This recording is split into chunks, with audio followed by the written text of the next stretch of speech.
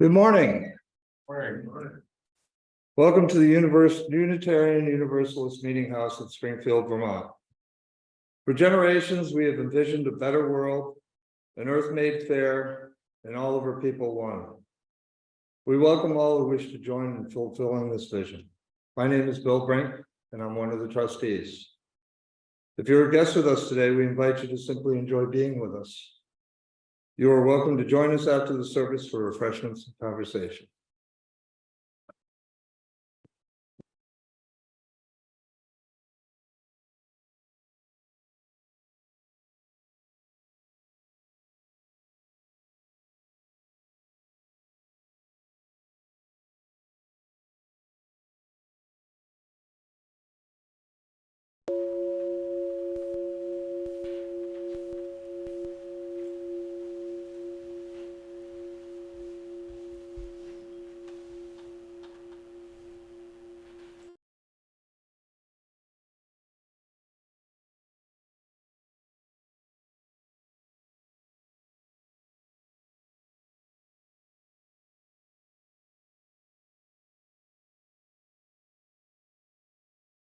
Good morning.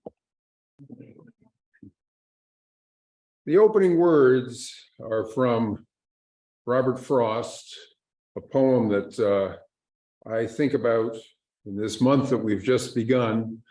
There's three stanzas from Two Tramps in Mud Time. And Robert Frost has such an incredibly powerful way of perceiving some of the things that we notice about nature around us. And I know we all can think of days that fit these descriptions. The sun was warm, but the wind was chill. You know how it is with an April day when the sun is out and the wind is still. You're 1 month on in the middle of May.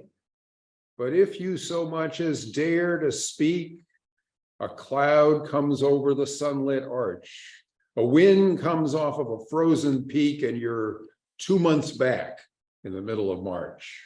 I love that feeling of how nature fools us and we think we can take off our coat and enjoy this. And then a couple more verses to celebrate this time of year.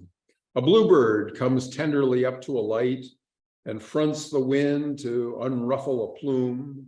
His song so pitched as not to excite a single flower as yet to bloom. It's snowing a flake, and he half knew winter was only playing possum. Except in color, he isn't blue, but he wouldn't advise a thing to blossom. The water for which we may have to look in summertime with a witching wand, in every wheel rut's now a brook, in every print of a hoof, a pond. Be glad of water, but don't forget the lurking frost in the earth beneath. It will steal forth after the sun is set and show on the water its crystal teeth. Thank you, Robert Frost, for those eternal observations of our wonderful world here in Vermont. Because of my dereliction in planning well for the order of service and having it agree, I wasn't sure if we were going to have a story for all ages. One version said we weren't, and so I wasn't going to do one, but the one that I was working on, and this is a partial story for all ages that I invite you all to work on and refine, was inspired by my 9-year-old granddaughter, Leona, who the other day when I was driving her back from dance class was sharing with me this exciting thing that her teacher had been introducing her to, which was the idea of idioms and things you could talk about like the top banana and that had a meaning. And so we talked about that a little bit. And I said, isn't it interesting that you don't say the top grapefruit or the top apple or the top pear, but it's the top banana. And then we talked about some other ones she had learned, and she said that there was one that she didn't understand really. It was barking up the wrong tree. And I realized that in Leona's upbringing, she hasn't done a lot of coon hunting and hadn't had much experience with that. So then we played around and we talked about some other ones that I like and that she likes. And then we talked about the things that you don't say that are literally the same, just like the top banana, the big enchilada, you don't say the big taco. But we talked about kicking the can down the road, which certainly is something that politicians are very fond of talking about, how they don't do that because they pick up the can. And I don't know what they do with it after they pick it up, but what led to the theme that I was going to work on as a story for this talk is the idea of fragility. And so I introduced her to one that she wasn't familiar with. And I said, have you ever heard the expression, a bull in a china shop? And she hadn't.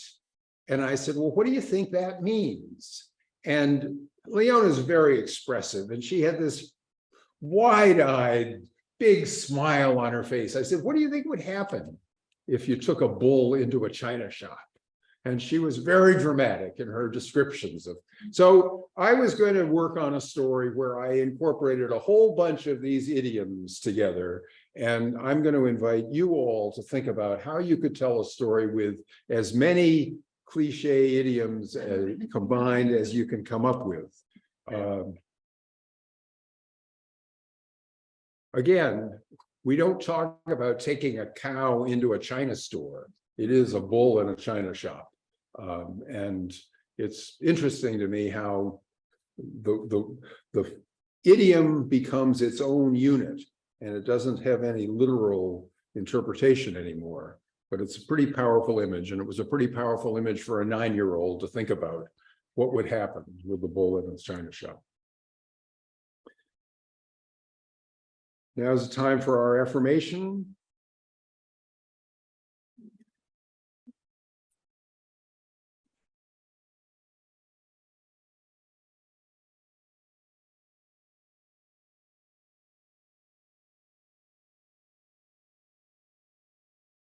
Love is Sharon, you're muted. Courage.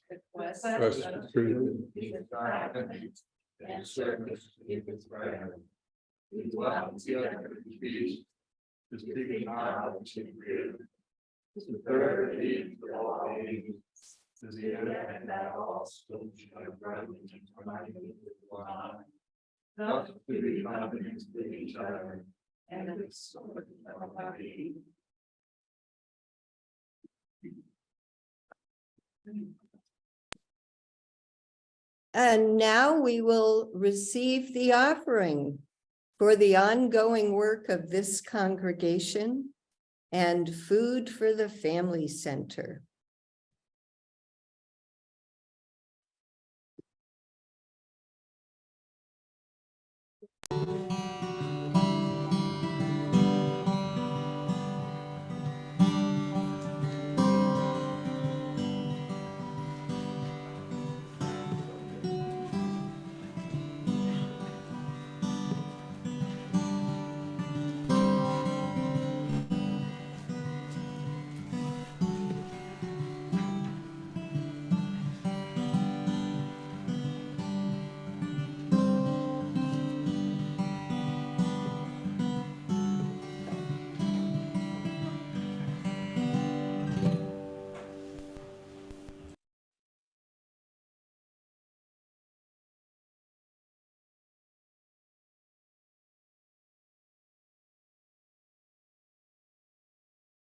Part of the tradition that is celebrated at this time of year, of course, is Passover. And there's a reading in the back of the hymn book, Passover Remembered, which I love because it's very evocative and it relates to some of the themes I'm going to be talking about in a few minutes. Pack nothing. Bring only your determination to serve and your willingness to be free. Don't wait for the bread to rise. Take nourishment for the journey, but eat standing. Be ready to move at a moment's notice. Do not hesitate to leave your old ways behind, fear, silence, submission. Only surrender to the need of the time, to love justice and walk humbly with your God. Begin quickly before you have time to sink back into old slavery. Set out in the dark. I will send fire to warm and encourage you. I will be with you in the fire, and I will be with you in the cloud. I will give you dreams in the desert to guide you safely home to that place you have not yet seen. I am sending you into the wilderness to make a new way and to learn my ways more deeply. Some of you will be so changed by weathers and wanderings that even your closest friends will have to learn your features as though for the first time. Some of you will not change at all. Some will be abandoned by your dearest loves and misunderstood by those who have known you since birth and feel abandoned by you. Some will find new friendship in unlikely faces and old friends as faithful and true as the pillar of God's flame. Sing songs as you go and hold close together. You may at times grow confused and lose your way. Touch each other and keep telling the stories. Make maps as you go, remembering the way back from before you were born. So you will be only the first of many waves of deliverance on these desert seas. It is the first of many beginnings. Remain true to this mystery. Pass on the whole story. Do not go back. I am with you now, and I am waiting for you. The first time I remember as a child hearing the story of the last parts of Jesus's life, I was shocked. These stories are so familiar to us. We don't think about what they sound like the first time somebody hears them, but the idea that this Messiah, who was greeted with palms by the throngs on this Sunday that the Christian Church recognizes and calls Palm Sunday, and within 5 days, he had gone from being the Messiah greeted by palms and throngs to being betrayed, being imprisoned, being tortured, being offered salvation by the Roman governor who gave the crowd a chance to pick him or pick Barabbas, the murderous thief, and they chose Barabbas, and then to be crucified. And as a child, hearing this story and hearing about how could people have changed so quickly? How could somebody's fortunes have gone from being greeted by thousands to being betrayed, denied, and crucified? It was very hard for me to understand. But it was a lesson in the way of the world, that happens, that power, fame, fortune, good favor, good fortune is fickle. It can come and go. A few years ago, I preached a sermon in Perkinsville that I titled "Resurrection is the Way of the World." And a year or two ago, Mellon and I combined on an Easter service where that was my theme, that resurrection is the way of the world. You look around us, and out of the death that we see out that window will be life in a few days, weeks, months. If we're here, one of the things I always mark the calendar by is whether when I come to this church, I can park up there and walk down that path. And we're not there yet. It's not the snow, but it's the fallen branch. But out of the landscape that we see in this messy time of year, this is by far the messiest that nature has. We've got the muddy roads, and we've got the patches of snow, and we've got the dead leaves and things. And out of that is going to come this beauty that we are so used to living in Vermont, but that takes your breath away. And just in a few weeks, we will have the time that Robert Frost perfectly captures in his poem, "Nature's first green is gold, the hardest hue to hold." And that idea that we have this beauty that is really passing quickly reminds us that it's fragile, and yet there's something eternal, and that resurrection will happen. There's a quote from F. Scott Fitzgerald that he used in a short story he wrote when he was a very young man. And I'm paraphrasing it a little bit, but he says, the mark of intelligence is to be able to hold two contradictory ideas in your head at the same time. And that's what I think this season does to us.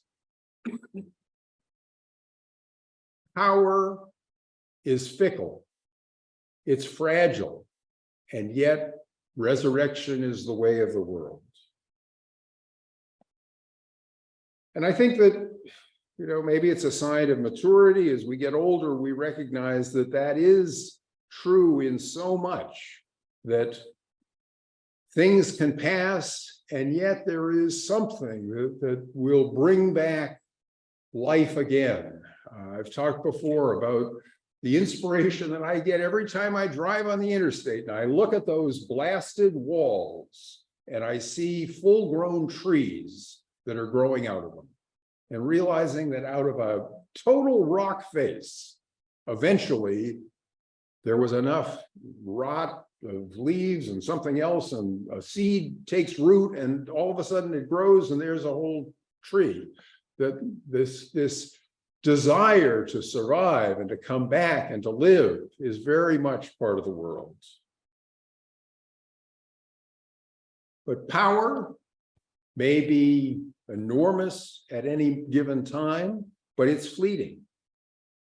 Power can be just like the April warmth that Robert Frost so perfectly captures in that poem. The sun is warm, but the wind was chill. You know how it is with an April day when the sun is out and the wind is still. You're 1 month on in the middle of May.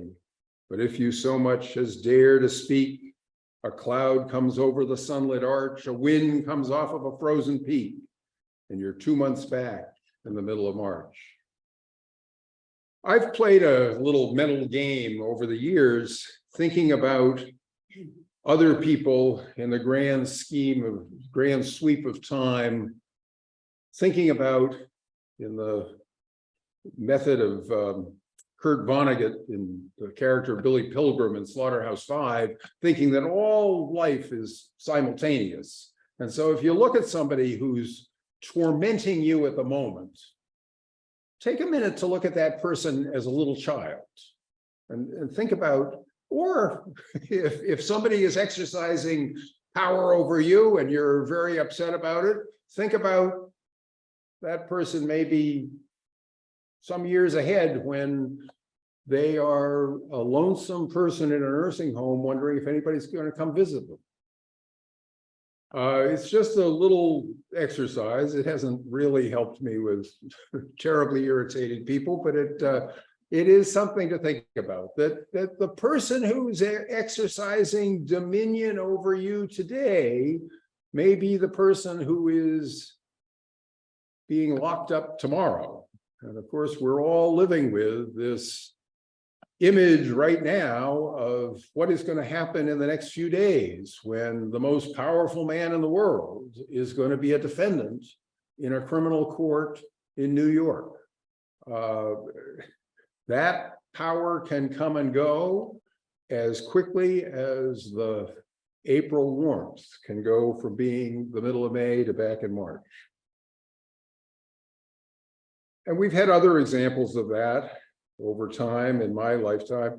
Dictators from around the world who one day were the most powerful people in their world, and in the blink of an eye, they're running for their lives or hung in the public square.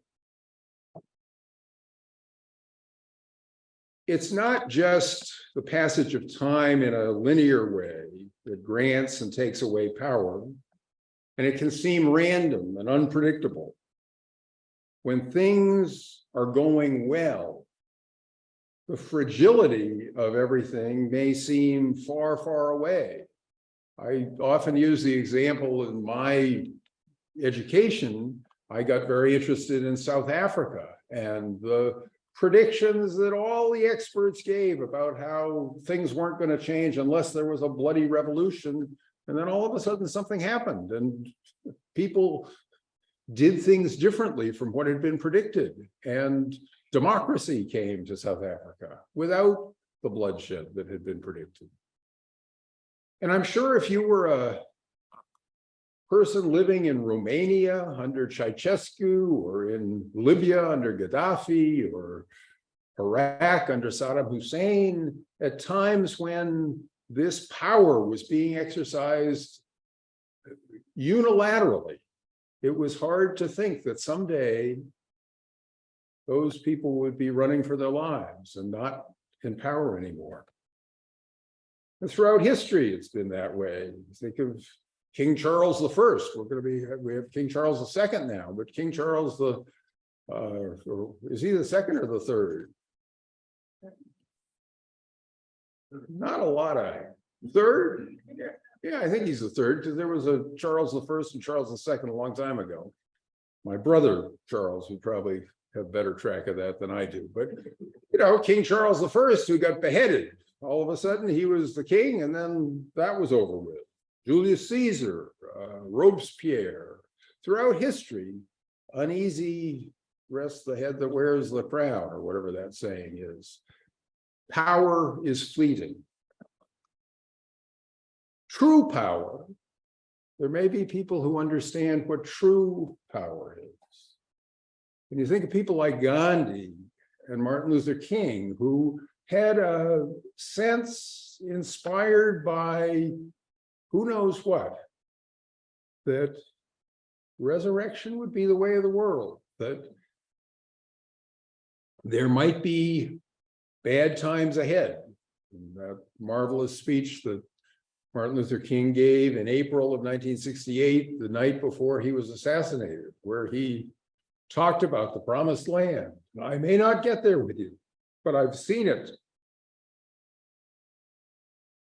In the musical Jesus Christ Superstar, which I find very inspiring as a celebration, not as a Christian message necessarily, because it doesn't involve the resurrection, it just ends with the crucifixion. But the psychological insight that Andrew Lloyd Webber and Tim Rice seem to have into not only Jesus, but some of his disciples, very perceptive. And I was thinking of that in connection with what I was talking about this morning, because there is the scene on Palm Sunday when the throngs are there and they are welcoming Jesus as the Messiah. And Simon the Zealot is saying to him, there must be over 50,000 screaming love and more for you. And every one of 50,000 would do whatever you ask them to. Keep them yelling their devotion, but add a touch of hate at Rome. You will rise to a greater power. You will win ourselves a home. You'll get the power and the glory forever and ever and ever. And the quiet voice of Jesus responds this way. Neither you, Simon, nor the 50,000, nor the Romans, nor the Jews, nor Judas, nor the 12, nor the priests, nor the scribes, nor doomed Jerusalem itself understand what power is, understand what glory is, understand at all. If you knew all that I knew, my poor Jerusalem, you would see the truth. But you close your eyes, While alive, your troubles are many, poor Jerusalem. To conquer death, you only have to die. The Jesus is interpreted by Weber and Rice is all-seeing. But of course, we aren't. We have to see things as they are. We can try to dream things that never were, but we're stuck most of the time seeing things as they are. We do have a sense when we educate ourselves and think about what's going on in the rest of the world that we're not the only game in town. I love that photograph of the planet Earth taken from Mars or someplace. And there's the arrow saying, "You are here." It's pointing at some tiny, insignificant speck in the grand sweep of things. Yet, in the spirit of the F. Scott Fitzgerald quote, we are terribly insignificant, but we are also huge. To the microbes inside our bodies, we're the universe. That's all they know, if they know anything. To our children, up until a certain age, we are everything. To our pets, and our pets, particularly our dogs, I won't say as much for cats, but our dogs. What? I'll speak for cats. Okay. But our dogs, they look at us as their world. And so we're terribly insignificant, but we're also huge. And just as power is fragile and will pass, so too is powerlessness. We can feel terribly powerless until one day we realize we aren't. And the things that seemed impossible to change are changing before our eyes. I use the example of what happened in South Africa, that all of a sudden it was different. I remember being at a, I don't know if it was called a church service or a lecture. It was much more a political rally, but it was at the Union Chapel in Oak Bluffs on Martha's Vineyard, the summer of 2008. And it was a very largely African-American audience. And I think Charles Ogletree was the speaker, and it was really an Obama rally. But you looked around the room at African-Americans in their 70s and 80s, and you thought, would they have ever dreamed that this day would come? What seems impossible is not impossible. On the grand scheme of things and on a tiny human scale. We need to think about when we confront the pain of our personal existence or the world we see ourselves in, that this too shall pass or can pass, and we need to not lose sight of the possibility that is always there. It may surprise us all. On a personal level, we need to keep that in mind as well. That the success that we may be having at any moment in time may be very fragile. It may all be taken away. I remember many years ago, I had a good friend whose son had been in a terrible, terrible ATV accident, and he ended up at Dartmouth. And he was in a coma, he was in the intensive care unit. And my friend drove up every night to sit by his bedside and just be present for him. And I accompanied him a number of times, and I didn't feel comfortable sitting there with him. And so I did other things and walked around the hospital. And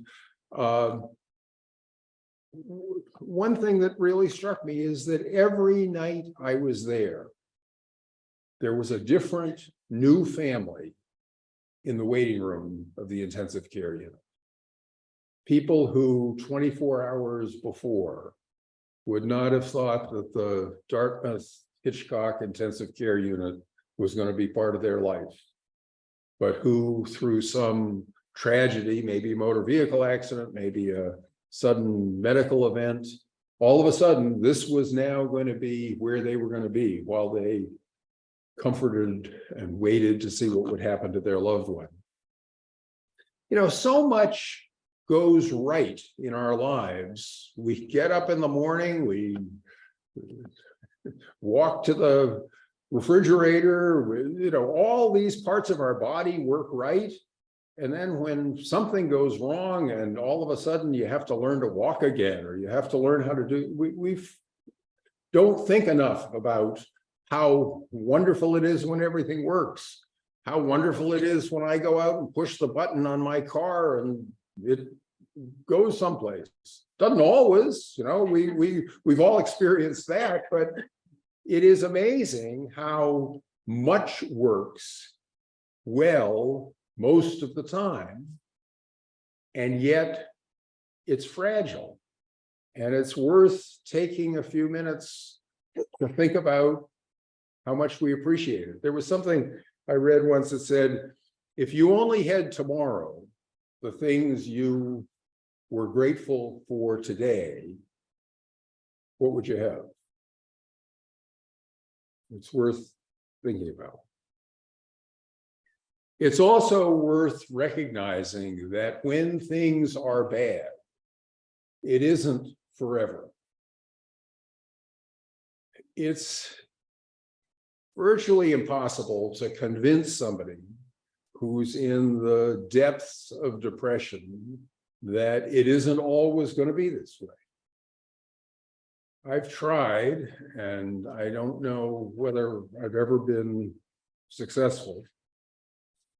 But I read something this past week that really hit me. It was written by a friend of mine who some of you may know, and I'm not going to mention her name because I'm not sure that she wants everybody in the world to know what she went through at one point in her life, but maybe she does. But anyway, it doesn't matter. Her name doesn't matter. It was a letter titled, "Dear 16-year-old me, I know you're hurting. I know you feel you have no choices. I also know that what you do choose today is going to cause a lot more hurt, and not just for yourself. But that's not what I want to tell you 27 years later. I want to tell you what you're going to miss out on if all the circumstance and blessed people don't fall into place to save the life you're trying to end. You'll miss going to college and being truly inspired, not just by the assigned reading, but by the people you meet, including a lifelong friend who loves music and writing as much as you do. You'll miss connecting with a church community that will inspire you so much you'll spend 5 years in the pulpit, learning more about yourself and your faith than you can imagine right now. You'll miss 2 beautiful dogs who will make you laugh so hard your hot sides ache, take you on great walks, and break your heart when they pass, but that will be beautiful too. You'll miss having someone tell you they love you in a romantic way for the first time and truly believing it. That won't work out, but you'll gain another lifelong friend who you feel great pride just knowing. You'll miss seeing 2 of your dearest friends become a mom and seeing their gorgeous daughters smile. You'll miss seeing your sister Dorothy be born and grow up. You'll miss Lynn telling you you nailed her cheesecake recipe. You'll miss meeting your other sisters and brothers and making pancakes for your baby niece. You'll miss countless amazing sunsets. You'll miss springtime walks near your home in Vermont, seeing waterfalls bring the Green Mountains back to life. You'll miss 12 John Hyatt albums and counting.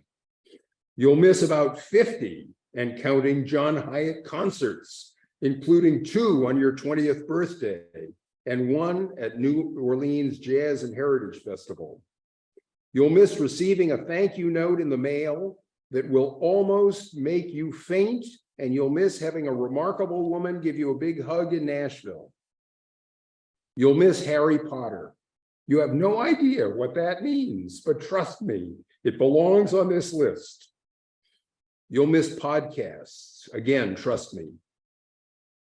You'll miss seeing gay marriage legalized by the Supreme Court.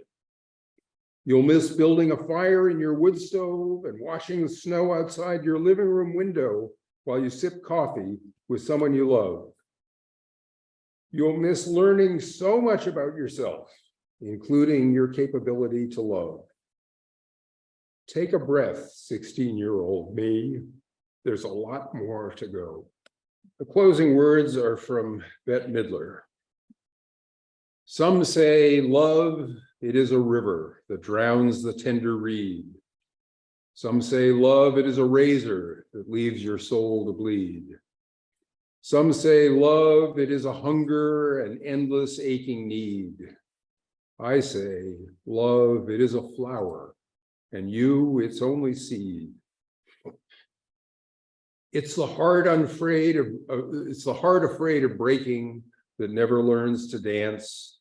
It's the dream afraid of waking that never takes the chance. It's the one who won't be taken, who cannot seem to give, and the soul afraid of dying that never learns to live. When the night has been too lonely and the road has been too long, and you think that love is only for the lucky and the strong, just remember, in the winter, far beneath the bitter snows, lies the seed that with the sun's love in the spring becomes the rose.